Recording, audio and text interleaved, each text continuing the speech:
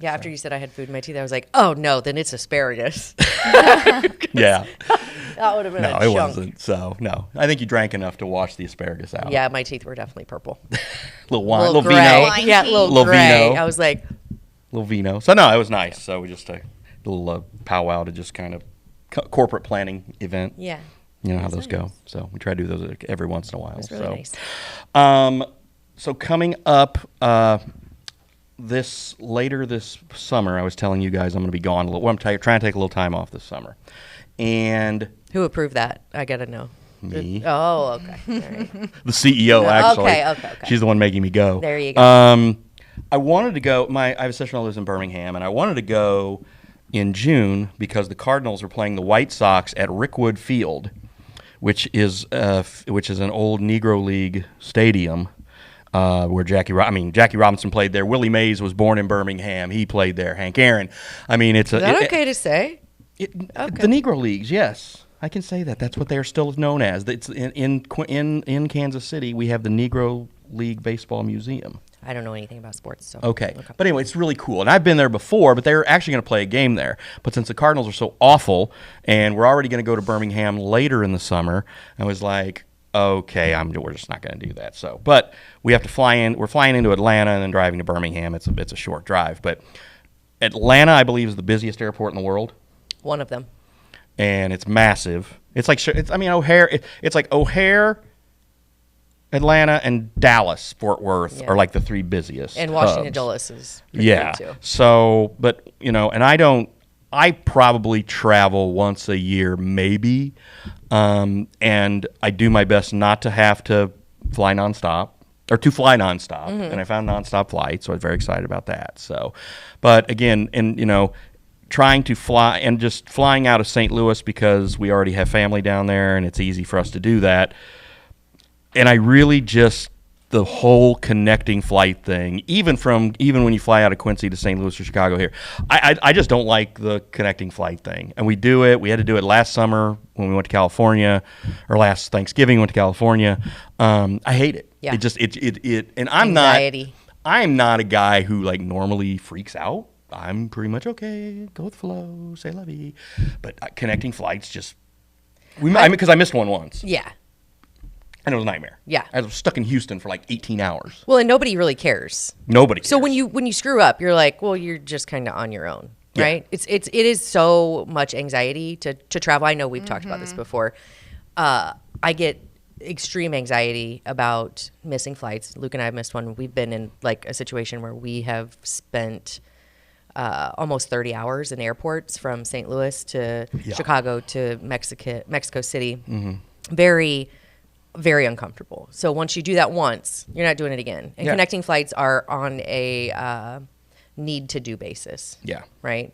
Always spend the extra money. Yeah, and I was just just easier. waiting on Southwest. We've flown Southwest the last few times we've flown, and I was just kind of waiting for them to give like a deal, and it was a pretty decent deal. So like I said, the whole thing round trip, St. Louis to Birmingham for both of those can be like a little over $500. So I was Nice. like, okay, this is doable. This is great. And then we've got some other of our families going to be down there too, so we can all like pile in a rental van or car or whatever, and again make that short drive from Atlanta to Birmingham. So, Nice. and again, it's a pretty big deal, and she doesn't get to see her sisters live all over the country, so we did see one of them last weekend. A couple weeks ago, she was in town for her father-in-law's birthday in St. Louis, and of course we did Mark Twain and did the whole Hannibal thing, and then we came up here and walked around and did stuff and went to Quincy Brewing. So they really liked it. They thought it was they hadn't been to Quincy probably in like 10 years. So we normally go down and meet them in St. Louis and do stuff, but they just wanted to come up for the day. So Cool.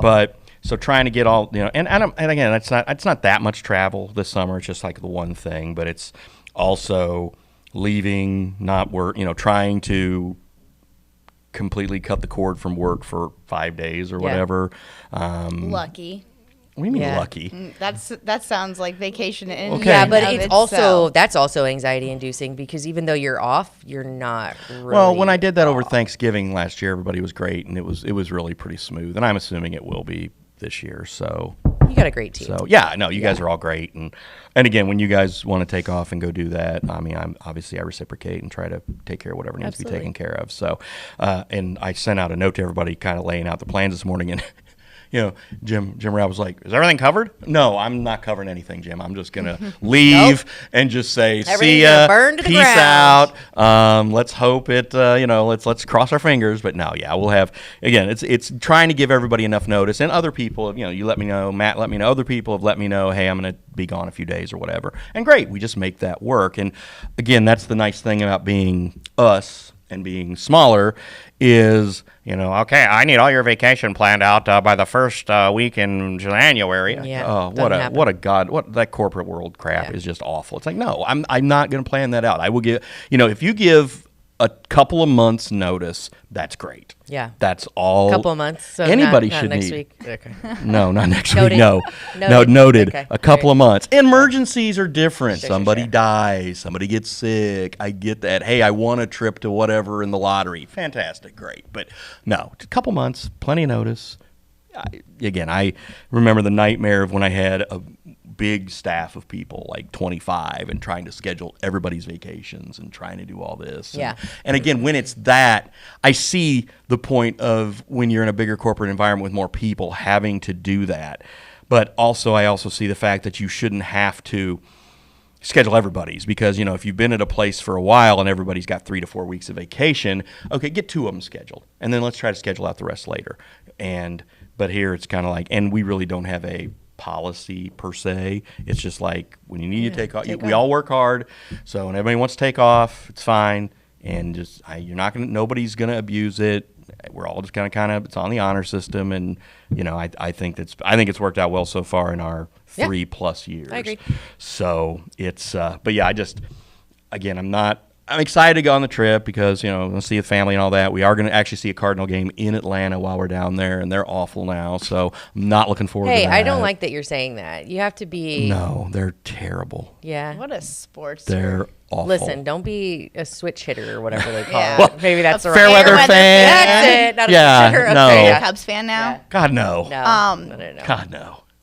Quick, I just heard the other day, 60% of people that are planning their vacations are planning staycations this year. Really? Mm-hmm. I believe it.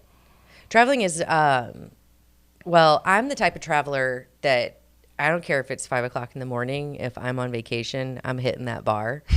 So, right? Because it's like, hey, listen, the budget, there is no budget. My surprise face. Yeah, there's no budget. There's no clock. There are no rules. It's just deal with it when you get home. All you have to do is not be too drunk to get on the plane. So that's kind of my only rule. Also, making sure that all of the travel that is planned, I'm kind of the leader. I have to be the planner so that I know what's up. Right. I don't care. I have to be the chief, and everybody else can be like, I don't even know what's going on. I'm going to ask her. She's in charge. I'm going to fine follow with that. her. Yeah.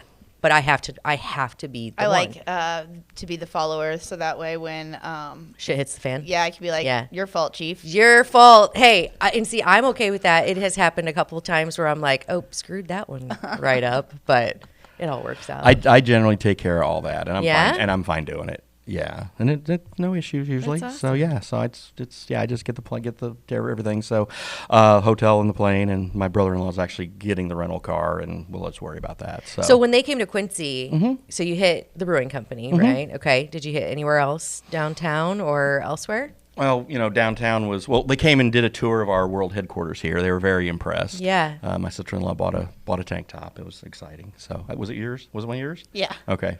Just don't tell her. So we did that, and she and Ellen sat here in the chairs. It was really cool.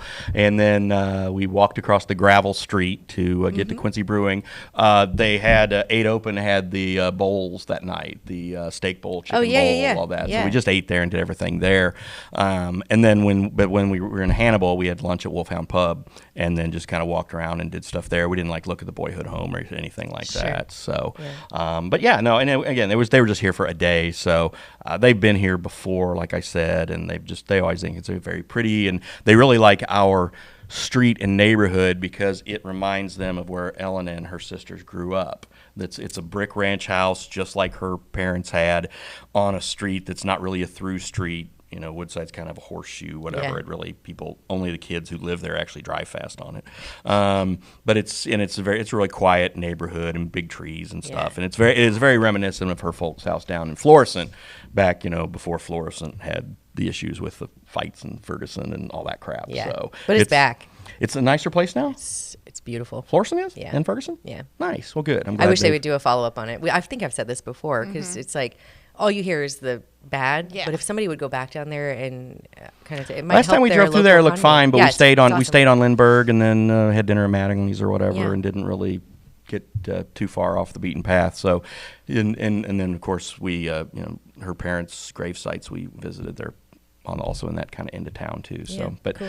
but yeah. So anyway, so just this summer, have we decided which week we're taking off yet? Just for our summer break, we kind of do that at some point. So, No, I don't know. But we can do that, and then because now that we have Shane here, he can produce stuff and Yeah. I'm so bummed I'm going to miss his club. next week. Yeah. Your day job got I in the know. way. Everybody gets to meet Shane. He's a really cool guy. He fits in really well. He brings some balance, and Brittany and I are trying really hard to bring him to the dark side of Muddy River News. We also have to teach him when he has to get gas on the company dime, do it in Missouri. Quit filling up at Airco at 18th and Broadway. Yeah, that's just No, it's Support fine. Illinois. Yeah, support Illinois. It's fine. No, Yeah. I'm just kidding. So he did that this week because he's been on the road quite a bit. So, but Good dude. No, he is. He I'm really excited is. to hear So the our next conversation. guest's a good dude too. Yeah. And you I guys, know. you I guys don't get know to talk him with very him. well You'll either, get to know so him. I'm excited. Brittany I'm knows really him. excited. I know Yeah. him. So, but it's you guys will have a nice chat, and that'll be a lot of fun. And we'll do that right after this. Absolutely. This is our jam. The Liquor Booth is your home for a huge selection of beer, wine, and spirits. The Liquor Booth has 2 locations in Quincy, 3520 Broadway and 1500 North 12th Street. The Liquor Booth, where it's always happy hour. A&B Properties is Quincy's largest apartment rental company with hundreds of units available. They offer short-term and long-term rentals with 1 up to 4 bedroom apartments. A&B Properties meets the needs of its tenants with care, compassion, and a quality of service that exceeds expectations. A&B Properties also has a convenient tenant app for you to do your payments or make repair requests. Give them a call today. A&B Properties, 217-919-8080, Quincy. You starting it or am I? Oh, you are the Yeah, you sorry. started. Well, I think You we're just always started, start it. right? We're just starting. So, Trenton Murfin. Okay, so I've heard you called Trenton Paul. Trenton Paul Murfin. Yeah, that's and then your when full I, name. And then when I have too much to drink, I'm like Trenton. Trenton. Yeah, so I was Yeah. talking. We were talking one night, and I was like, "So is it Trenton? Trenton? Like, I have a really hard time. Do you notice that people have a hard time pronouncing your name correctly? How do you pronounce just it? you? Okay. But, no, it's Yeah. it's Trenton. Trenton, Yeah. okay. My middle name's Paul, named Paul. after my dad. So Excellent. Yeah, I try to avoid Trent. Yeah. Actually, so I understand that. yeah, just for whatever. My nickname growing up was Murph. That's I what love most that. people know me I as. love Murph. So I can call you Yeah. Murph then? Yeah, totally. Even I though think we're I not say friends Murph a yet? lot. yeah, Yeah. Murph's acceptable, more than acceptable. So I think there's a total difference between Trent and Trenton. Yeah. Does your mom call you Trenton Paul all the time? No? No, it's funny. In our family, we all go by Murph. So Really? my I was just mom about calls to my ask. dad Murph, me Murph. I'm Lil Murph if I'm with my dad, or if my sister, I have one younger sister, Leah. Yeah. If she's with me, I'm Big Murph. So I can take on multiple. I love multiple it. Names. Yeah. I love that. I Yeah. love a nickname. So I'm calling you Murph, even though Yep. we're not friends yet. Absolutely. So I was saying before, when Bob was, when we were all chatting, I don't know you very well. Mm-hmm. You seem like a really fun, cool guy, so I'm excited to chat with you. Yeah. One of the things we were talking about, what you do for a living, and it's so intriguing to me because you were like, we can't really talk about a lot of what I do, which I am like, oh, so then that perks why my, it's- yeah. It's perks not my ears. that. cool. It is cool. Yeah, It no. is, yes. Yeah. All right, so let's tell people what you do. Sure. So I'm an Edward Jones financial advisor by day. So that's what I do for a living.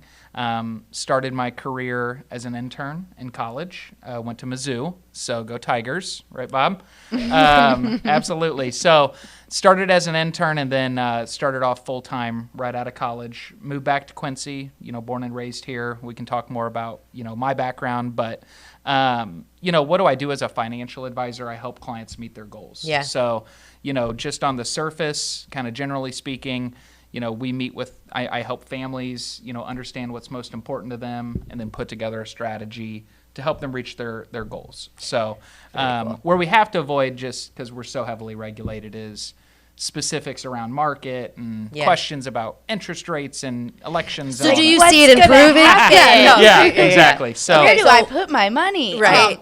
The biggest thing that I have noticed with Trenton, and he helped me recently, there are people a lot like in my position where it's like, I don't even know where to start. Yeah. And I felt like just because we know one another, I felt very comfortable because this is not a comfortable subject to even talk about sometimes. It's Money, politics, and your religion. retirement. Terrible. Yeah. Like, I don't want to think about that, especially if I don't have a solid plan. And there are a lot of people in my shoes that don't have that solid plan. Oh, so. dude, today I'm surprised people aren't like, I got a shoebox full of maybe $1 bill. Yeah. Yeah. Oh, I know. Yeah. In this market. And so don't be discouraged. Trenton Paul Murfin is here. Yeah, right? He's here to help. Yeah. So you should be wearing a cape because you are here to help the people who don't really know. So one thing I read, and I want to know if it's true. So when you came back to Quincy, you basically kind of went door to door. That is that correct. Right? It is. That's some dedication, man. Yeah. That's It's definitely an old school, tactic to grow in a business, but that's how we were trained and that's how we were encouraged to start out. Yeah.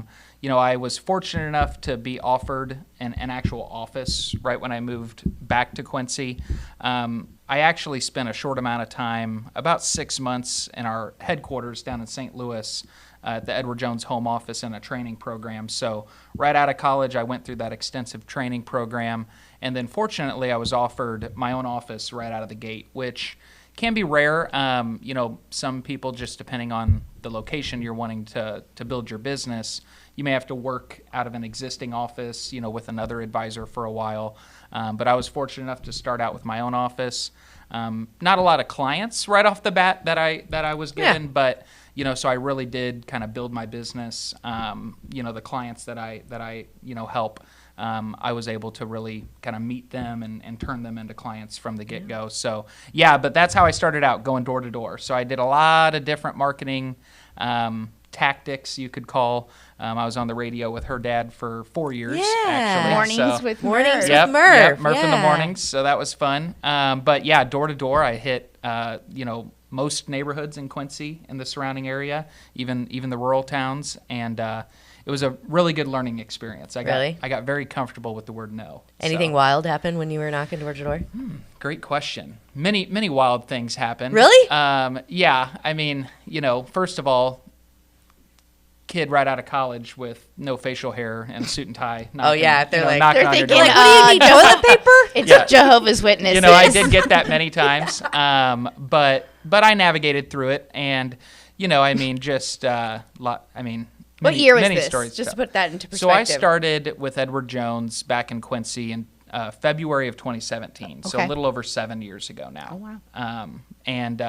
Basically that whole summer was spent knocking on doors. What was your success rate like with that? That's a great question. I would say for every 100 doors I knocked on, maybe half would answer the door. Yeah. And then that's me. So then the half that would answer, maybe 20 would talk to me for more than 2 minutes. And then of those 20, I might get, maybe half of those to give me a phone number to follow up. And then maybe 2 would meet with me. So about a 2% appointment rate. Okay. But what's really astonishing is the fact that it was very successful. I mean, even in today's digital world, it did work. I mean, I was surprised that people would be willing to, meet a stranger at their front door and end up investing with them. But it's all about building trust in my business. So, the front door interaction is nothing more than an introduction, right? So, really where trust is built is in the office and getting to know them and understanding what's most important to them. And that door-to-door, I guess, model too. It's intense. It is. You see it in obviously the election world, and that is where generally your success happens. Is because like what you just said, door-to-door, face-to-face. I know that recently, like in a previous election, it was an alderman election. I only had one of the people approach my door, and because they approached my door, like that was like wow. First in mind. Yeah. I mean, I did that when I was running for alderman. Talk about intimidating, and also it was just very uncomfortable, but also it's like a necessary thing so that people can see you and actually hear your voice, especially in the age of digital where people can, I mean, if they Google you, they can find anything that they want, but it may not be true. So talking face to face is it's integral, right? I mean, it's really important. Extinct. It is almost extinct, yeah. Absolutely. So that's probably, Okay, so how many, I mean, I know not to like dwell on it, but how many doors to the face did you get? Because that does something. So you said out of 100, so how many hundreds did you hit? I probably knocked on north of 4,000 doors. Probably. Jeez, Trenton. Yeah. Got his steps in. Did you have any like mace or wasp spray with you? Fortunately, You never know. I never ran into any issues like that's good. that. There's been some other stories, but no. And then, we're going to keep those for another day. It winded down after about a year and a half, from when I started, and then COVID changed it to everything. Yeah, I was going to say, So geez. the whole firm has gone a different direction since COVID. For But, sure. Yeah, it's been a great experience. Excellent. So outside of financial planning and helping people kind of plan their futures, what do you enjoy on the side, but not, I mean, you still have passions, right? And it's not necessarily all financial. Yeah, of course. Are you in the political realm at all? Are you interested in any of that? No. Good for I get asked that a lot, actually. Yeah. But, because it seems like...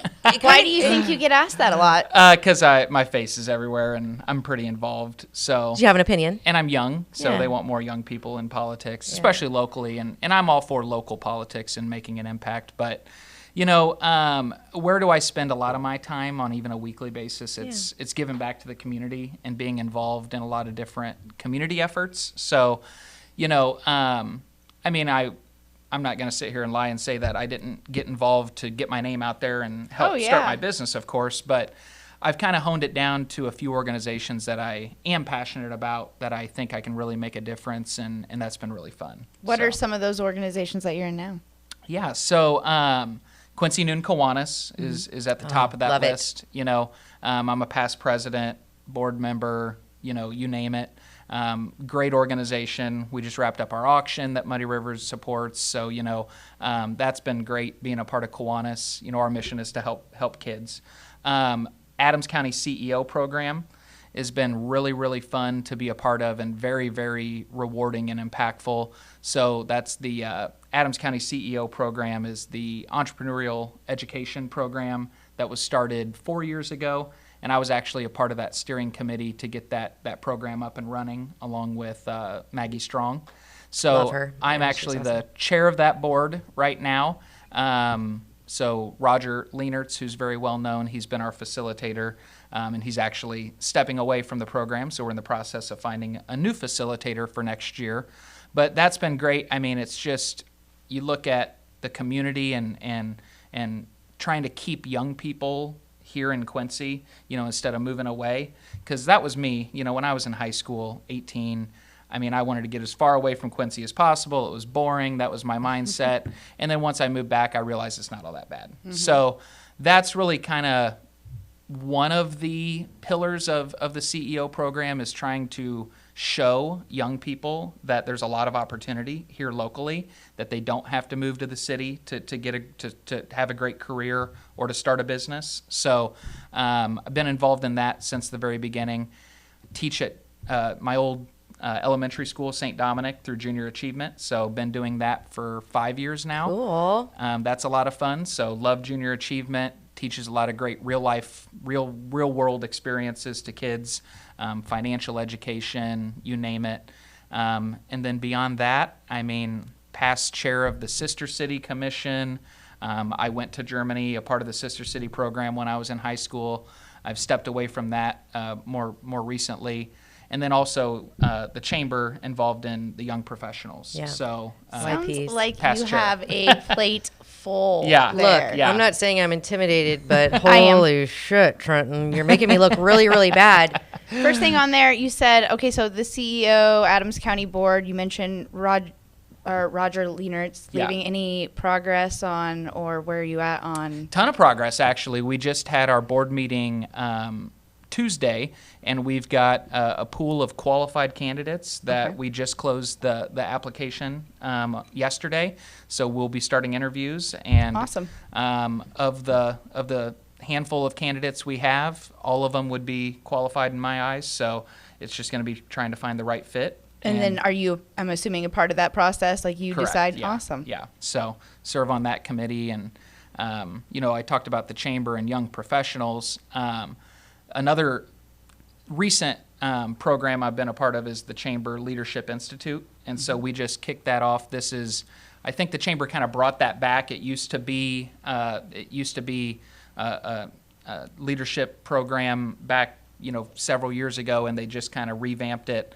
Bruce does a great job with that over at the chamber, and so I'm a part of that kind of inaugural Leadership Institute class. There's about 20 of us in the class, and that's been fun. We've been doing that since September. We have our very final meeting, I think, next week. So we've been working on a class project that has to do with tourism, Quincy, Yeah, population. politics, that kind of thing. So it's been really fun to network through that. That's excellent. So you talk about things that you're doing, which, I mean, of course, I love anybody who puts skin in the game when you're trying to not only attract but maintain people. Yeah. So when you're having these meetings, I'm always really curious, because when I'm having meetings in a multitude of my jobs, I'm like, we could talk about the good stuff we're doing all day long, right? Mm-hmm. What are the hard things that you face, that you're up against either in YP, in the chamber? What are your biggest challenges trying to get, whether to attract or sustain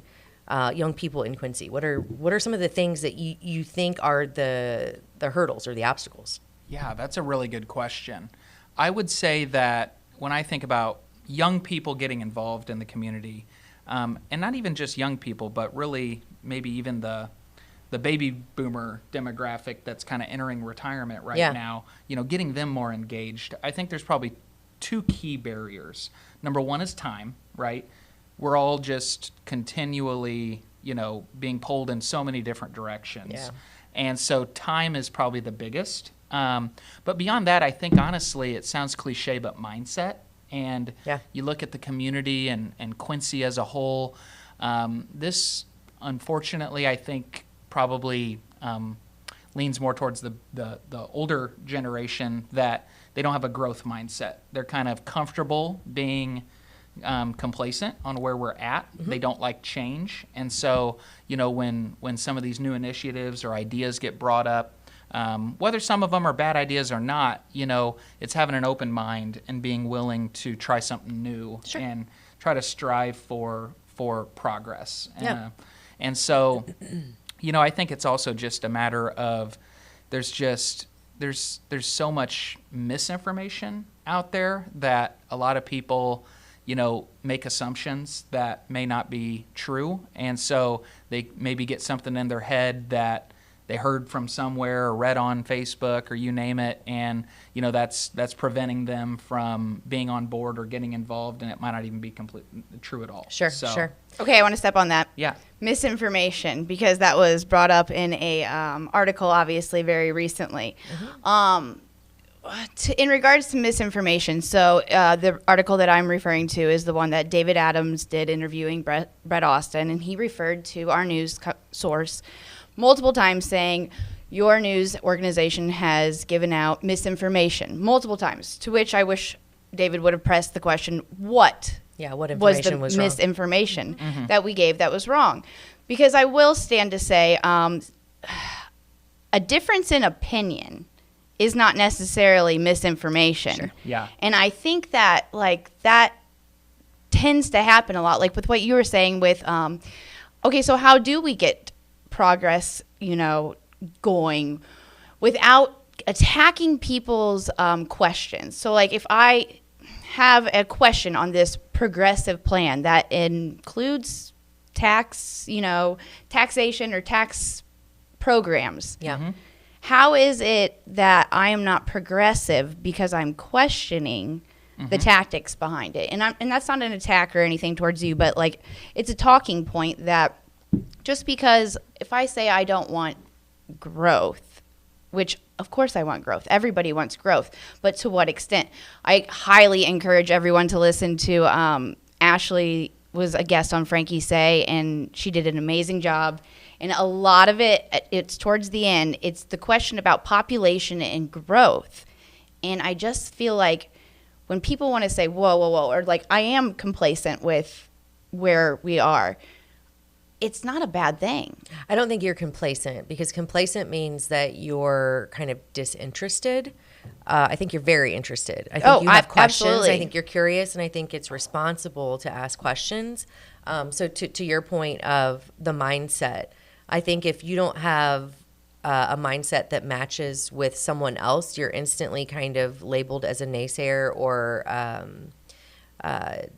you're just not on board, right? Which is totally false, because I think we're all pro Quincy. Absolutely. I mean, Why I think would we still be here? Right. I think everybody in Quincy is very pro. I think there are responsible things that need to happen.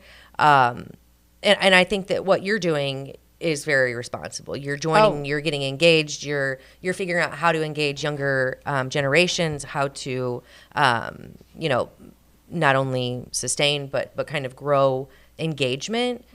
But I don't think you're necessarily talking about just bringing droves of people in because a number is growth, right? I look at growth in more sectors than just numbers. Of course. Right? Yeah. So I think that's kind of what you're so just real quick, when I was in college, I joined a committee. It was a group called SIFE, Students in Free Enterprise, which is kind of, I think it's equivalent to YP. Basically was, hey, here's what you guys can do. Here's how you can get involved in local schools. And this was at Quincy University. So we would go to local schools, parochial and public, and teach them how to start a savings account with piggy banks, or teach them how to write a check, or things that, people kind of take for granted. We would do little projects like that, but big. They were big when you go to these different schools, especially like Chaddock, that they may not have courses like this offered. So I think if what you're doing is along the lines of not necessarily trying to reach people in an effort to grow Quincy in numbers, but to grow Quincy and success, right? And there's growth two different things. Do you agree with that? Yeah, I think of it like, can you grow as an individual and develop empathy and have a greater perspective on others and life? And, I think it starts, one of the reasons that I'm so involved with organizations that benefit kids, CEO, Kiwanis, Junior Achievement, is because I think that's where I can make the greatest impact. Absolutely. And so here's an example. A lot of people, you think about this growth mindset idea, a lot of people want to complain but not contribute. And so, it's kind of like, it goes back to, not to go down a political realm, but you can't complain about who was elected if you didn't vote, right? Absolutely. Yeah. So what in the same realm, you can't complain about kids, this generation below me is lazy if you haven't actually volunteered and helped those kids not be lazy, right? So Or if you're not smacking the iPad out of your Yeah. kid's hand, Yeah. and be like, get a job. yeah, No, I'm kidding. exactly, No, I'm seriously. kidding. No, And I not mean that's parenting, a lot of right? the mindset of a lot of people. And I personally don't have kids yet. We're hoping to start a family soon, but at the end of the day, I mean, that doesn't matter. I still have a vested interest in the future of humanity, Yeah. right? So This is where you can mold them. Exactly. Yeah. And just, you learn a lot. And I would say from my experience with Junior Achievement, CEO, I mean, kids are a lot smarter than we give them credit, and they care a lot more than we give them credit. So that's been a really interesting experience, just across the board, of just trying to be more empathetic and understand where others are coming from. And I grew up very fortunate. I'm very grateful for what I've been given and the opportunities that I've been able to take advantage of. And I know that that's not the same for everyone. So that's one of the other reasons I try to give back, is I know that I was given a head start. So if I can take all of my success and try to multiply it, that's my goal. I think that's beautiful. That is beautiful. And I do think, growth would be more people being able to go to Trenton Paul Murfin and invest money and 100%. invest in their future. Yeah. That would be the growth, is getting people that are worried about, their future and not worried about, I don't know, what they're going to, where they're getting their next meal type situation. Yeah, But and I think there are a lot of people that, when you have younger involvement with people like you and in organizations, it kind of gets you to the point of, so I think you're kind of full circle, right? Hopefully you'll see kids that you're mentoring now come see you later in life, because you've laid that foundation for them to kind of have the, the wherewithal and the mindset to, invest in themselves. And then invest in, back into their community. Right, financially, and then back into their community. And that's what I want. I want that for Quincy. I want everybody to have. Perfect example of that success. So our very first CEO class, we just wrapped up our 4th class of CEO. The very first class, our inaugural class, Alex Eckhart was a part of that. Okay. I was his mentor. Q-Town Kicks, Q-Town Kicks, right across the street. So he went through that program, decided to, start that sneaker business as his class business, or his business in the class, and then was super passionate about it, and it was wildly successful. And I mean, he just opened his own storefront in Quincy, has chosen to go to QU and stay here, right? Yeah. And that's and now he's serving on our CEO huge. board. So that's where I think you can really see some of that Yeah. compound. Yeah, that full circle. That's awesome. You said you were fortunate. Let's talk a little bit about your family history, just so people get an idea of where you came from, because it's a big foundation into the community as well. Sure, yeah. So I grew up here in Quincy. I was raised here in Quincy. Went to school, like I said, St. Dominic, Quincy, Notre Dame. But I come from a family business. So my great-grandfather, he started Heatco Propane back in the 1940s over across the river in Lewistown. That's cool. Yeah. And so my grandpa, went into the business, my great-uncle, and then my dad and his twin brother, my Uncle Phil, they took over the company and grew it. And then we just recently sold the business about 5 years ago. They got out of the business. But, when I was growing up, from the time I was 10 or 11 years old, I was working for my dad, whether it be, painting tanks at people's houses or filling up barbecue bottles or mowing. I was grew up in a family business. People So- with family businesses know nothing about child labor laws. right? Well, right? And then Yeah. it's always like, they were born with a silver spoon. I beg to differ, I think- right? If yeah. you've known anyone in a family business, you are basically engaged in that business from the word go. I Yeah. don't care if you're 2 or 3 and your dad's yelling at you because you're holding the tool or the flashlight wrong, or you're out there painting and getting dirty at a Yeah. very young age. So kudos to you. I didn't know that your family. So I got to ask, Phil and what's your dad's name? Paul. Paul. Oh, yeah. Duh. Okay, but I was Paul thinking- has but they're like twins. yeah. So I Wait, was thinking- Paul and yeah. Phil are okay. So I didn't know his dad had a twin brother, and I guess Phil pulled a fast one on me one time at the bar. Oh, hell. Are And they I was identical? like, they're Yeah, pretty they look close. pretty I mean, They used to be more identical, I think. Yeah. Well, age happens. Yeah. and Yeah. it was above my head, and my mind was, and I had to ask him. I was like, so I have to ask you this question. No. Yeah, it was pretty Stepped in it. embarrassing. You stepped in it. I love that. I love that. I like stepping in it with the twin. Yeah. Well, I mean, No, that's- seriously, how have you ever had that happen though to you, where there's a couple of twins? Like I in put my town. foot in my mouth? No, the twins in town, and you think like one twin's another? Yes. Oh my God. Okay, so I worked at Gardner Denver. Right. Okay, so there's Colby and Krista. I don't know if you know them. Okay, both amazing.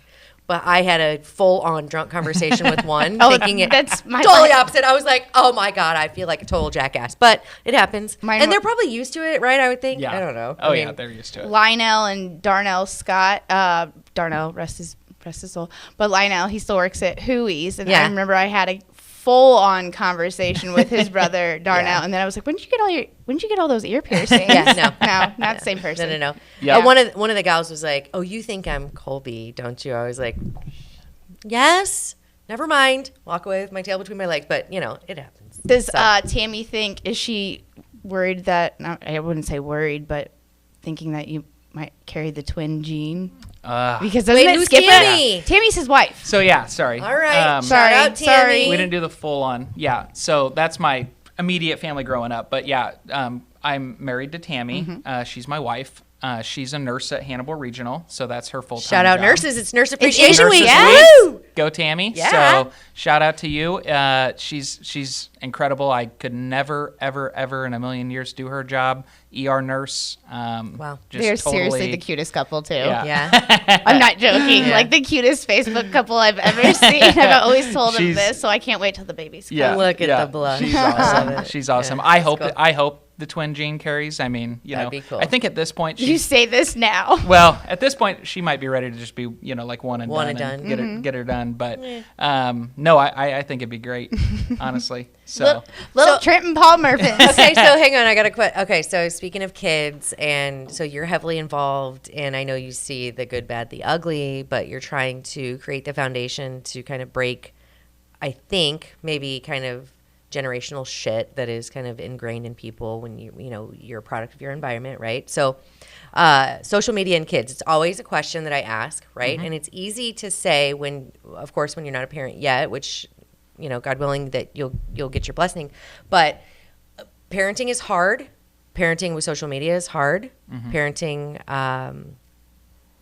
in today's world it's not for the faint of heart. So let me go ahead and throw it out there. This isn't like I'm not trying to like discourage you, but I think if someone would have said, look, you're going to have to deal with all this shit after you have these kids, because everybody's like, and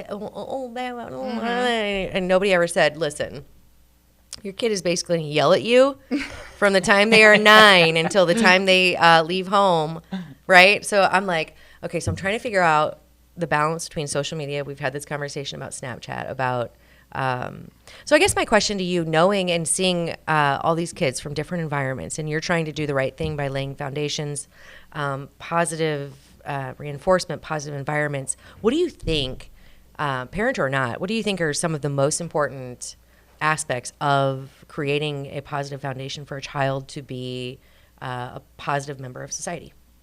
Is that super loaded? no, Okay. I understand the question. Okay. So I don't think it has anything to do with social media, but how to lay the foundation is just having a loving home that you can, your kids feel comfortable being honest with you, and just leading by example and being a good role model. We don't have kids now, but we've got our practice in living out at Spring Lake. There's a ton of kids. Ton of kids, ton of great kids. So we get we get our practice in, I guess you could say. But it is tough. Especially in this digital world, it's like they're constantly connected, and so there's trade-offs to that, of course. But there was something else that my grandparents struggled with when they were raising their kids too back then. So it's always going to be a different flavor of the generation. Yeah. But I certainly think there's potentially a lot more harm than good with introducing social media at too young of an age. I was kind of that generation, the millennial generation, where it was very fast advancements in technology throughout my high school and even kind of late grade school through high school. I had the Razor, BlackBerry, iPhone within 3 years. So it was like social media wasn't. I had MySpace and I made a Facebook when I was in high school, but it wasn't. Hey, Tom. It wasn't the total focus. Yeah. Tom. Yeah. It wasn't the total focus when I was growing up. But it's an interesting world out there. But I think just also moderation is Yeah. important. Yeah, You know, I agree. no matter what it is, with your children. You know, I mean, especially with technology. Yeah, With technology. anything. Yeah, with Yeah. anything, moderation is definitely key. Balance is key.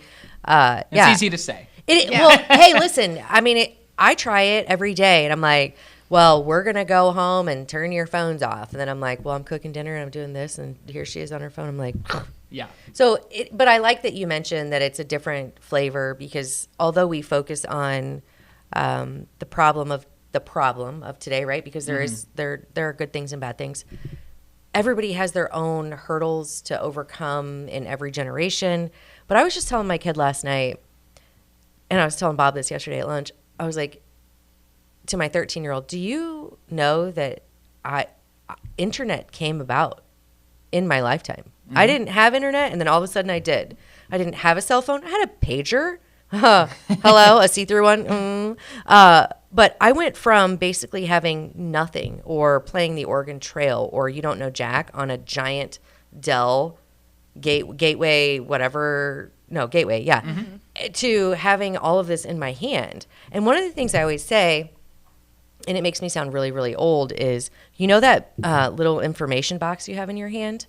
Let's use it for something good. Yeah. She'll ask me, what's it supposed to be like today? I'm like, touch that button on your information box and find out the weather. Yeah. Right? Don't just use it for scrolling. So I think maybe one of the things that maybe I've done a disservice to my kids is not teaching them how to use technology Properly. right? In a way that can benefit them. So it's like they're so inundated with just bullshit of scrolling and just mindless crap. But I think maybe if we taught them to use it appropriately, it could maybe benefit everybody. Which is probably what they're doing in China. But I mean, we are in But the it's like- biggest, changing, like we were talking about with change and people, it's having a hard time accepting it.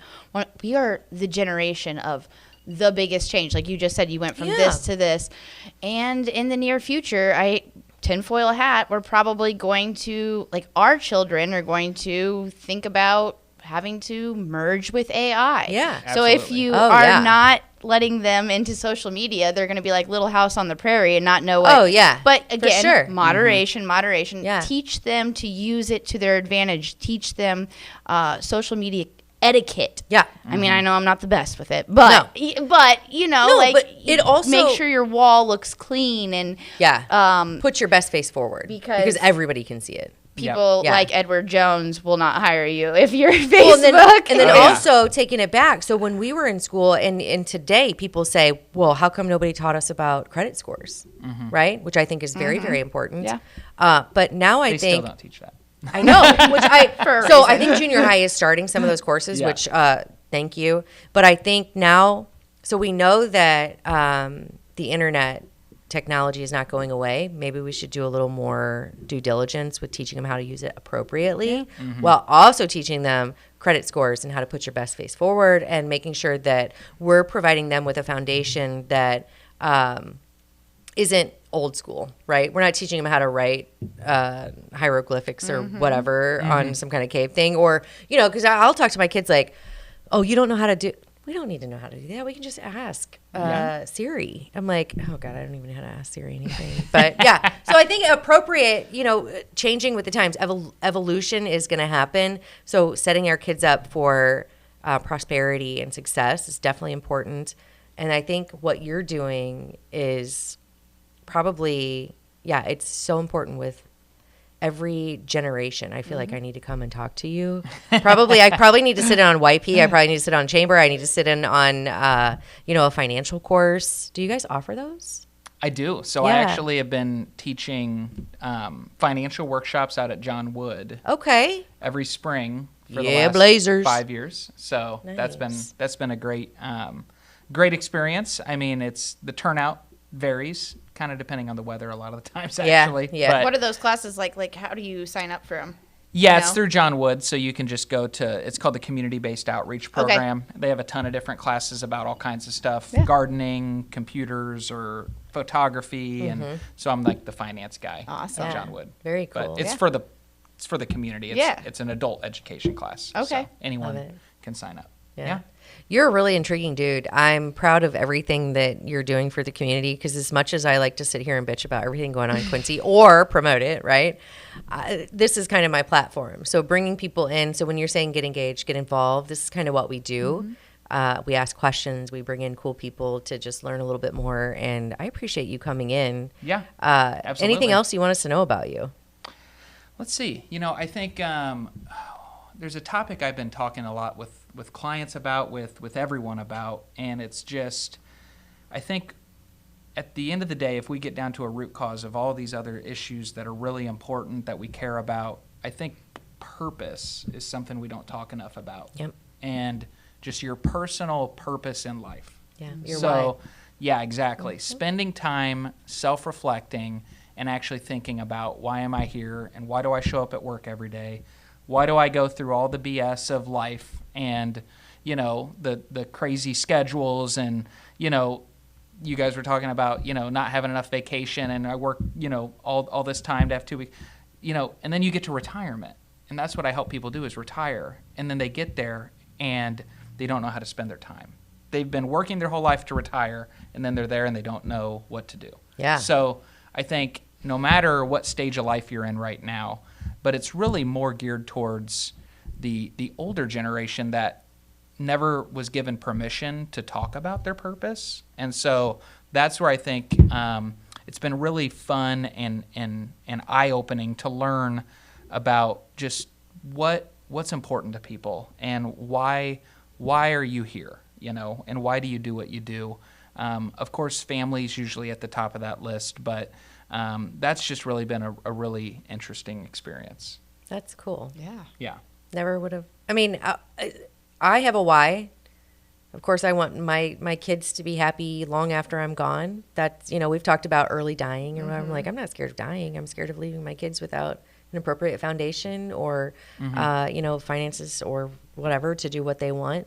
More so like the confidence, I think. Because, once you have confidence in a general foundation, you can go do whatever you want. But I think the why is really, that's It's intriguing. almost scary, Yeah. obviously. It's very intimidating to think about, why am I here, and where do I want to be when I retire? And honestly, I bet not too many people think about that. It's like you especially now, you're just trying to get to the next day, to the next pay period, to the next.